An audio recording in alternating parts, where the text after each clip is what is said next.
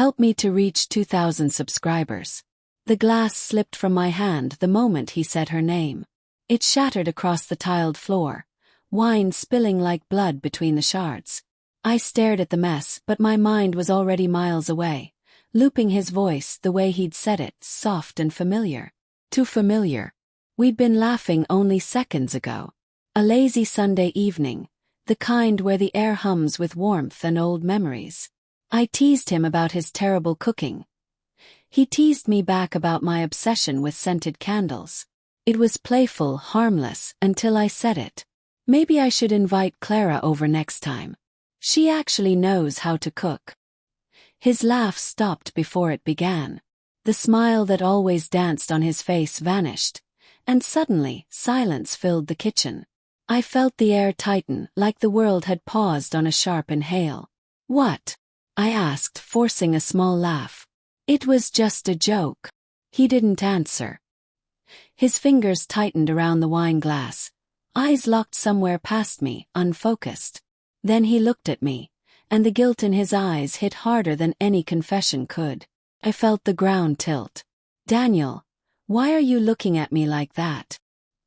He set his glass down too carefully, like he was afraid of making noise. "You shouldn't have said her name," he murmured.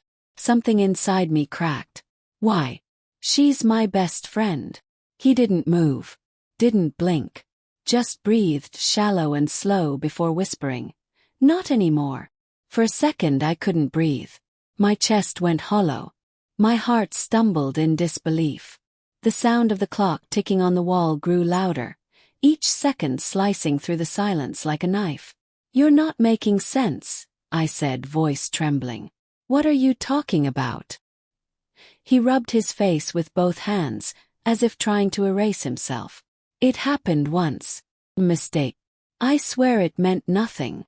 The word mistake rang in my ears, dull and heavy. My best friend, my husband, my two safe places had collided and left nothing but ruin. I wanted to scream, but my throat locked. "When?" "Months ago," he whispered. "Before your birthday. We were drunk. It was stupid, I stopped it right after. My birthday. The night she stayed late to help decorate. The night Daniel insisted I go upstairs and rest while they handled the cake.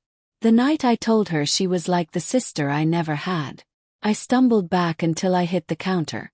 The cold marble pressed against my spine, grounding me in the nightmare I couldn't wake from. "How could you?" My voice came out strangled. "How could either of you?" He stepped forward, hands out. It was a moment of weakness, not love. I hated myself after it happened.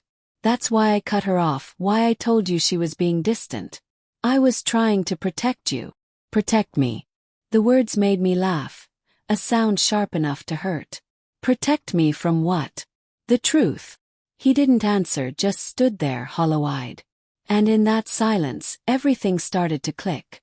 The unanswered texts. Clara's sudden excuses. The way she looked away when I mentioned his name. It had all been right there, disguised as ordinary life. I sank to the floor, glass crunching under my knees. I couldn't tell where the pain was coming from, my heart or the shards beneath me. Daniel knelt beside me. "Please don't look at me like that. I love you, Maya. I made a terrible mistake, but I can't lose you." Love. The word felt dirty now. I looked at him, at the man I had built my life around. "Did you love her?" His eyes widened. "No. Never." I wanted to believe him. God, I wanted to. But something inside me, the instinct that had always known when he was lying, whispered otherwise. My voice cracked. "Then why did you keep her photo?" He froze. The question had slipped out before I even realized it, pulled from the corner of my mind that never stopped noticing details. That day last week, when his phone lit up on the counter and I caught a glimpse of a gallery folder labeled Old Memories. The glimpse of her smile, caught in his camera's focus. His silence was all the answer I needed. I stood up slowly, legs trembling. "You didn't stop it right after, did you?" He shook his head, tears welling. "I tried. I swear I tried. But she kept coming by and I was weak. It's over now. I ended it months ago." Did you? I asked quietly. Because she texted me yesterday, asking if I was still going to host the Christmas dinner. She sounded so casual. Daniel's face went pale. It was his turn to break. He slumped against the counter, head in his hands. I didn't think she'd reach out again. I thought it was over. The truth hit me like cold rain. They hadn't just betrayed me once. They'd built a quiet, private world around my back and kept living inside it, even as I smiled beside them. I could taste metal in my mouth. For a long time we didn't speak. The only sound was the hum of the refrigerator and the faint dripping of spilled wine. I watched the red stain spread across the white tiles, seeping into the cracks, like it was trying to stay. Finally I whispered, "Do you regret it?" His answer came after a long pause. Every day. But his eyes said something else. They said he missed her too. That was when something inside me settled. Not calm, never calm, but a cold kind of clarity.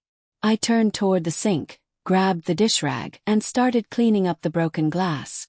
My hands shook, but I forced myself to move slowly. Controlled. Rational. He tried to touch my arm, but I pulled away. "Don't," I said softly. "You don't get to touch me right now." He stepped back, defeated. I kept cleaning until the floor was spotless again. Until there was no trace of the mess. Only a faint stain that would never fully fade. When I finally looked up, I said, "You need to leave tonight." He blinked. "What?" "Maya, please." "I can't think when you're here," I said. "I don't know what I'll do tomorrow or next week. But right now I need you gone." He hesitated, then nodded slowly. His voice broke. "I'm sorry." He left without another word. The door clicked shut behind him, and for the first time the silence felt like mercy. I stood there alone, surrounded by the scent of wine and lavender candles, staring at the empty space where he'd stood. My reflection in the window looked like someone else. Someone older, sharper, hollowed out but still breathing. I picked up his glass and rinsed it clean. "And mine." Then I sat on the floor and whispered, "It was just a joke." But the words felt heavier now, echoing in a house that suddenly felt too big for one heart. Outside, the night pressed against the windows. Inside, I let the tears finally fall. Not for him, not for her, but for the woman I used to be before that one name shattered everything.